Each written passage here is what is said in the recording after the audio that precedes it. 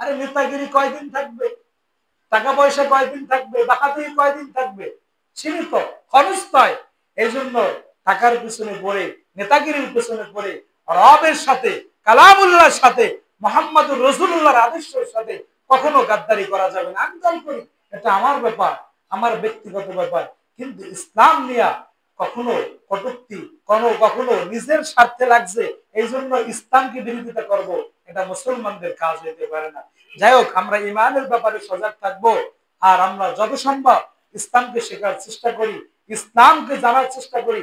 আমি যদি এখন বলি এখানে কোন ব্যক্তি আছে যে দাঁড়াইয়া নামাজের 19টা কারণ বলতে পারবেন, নামাজ যে ভঙ্গ 100 টাকা পুরস্কার দেওয়া হবে, যে দাঁড়াইয়া নামাজ ভঙ্গের কারণ 19টা বলতে পারবে, কেউ পাবেন।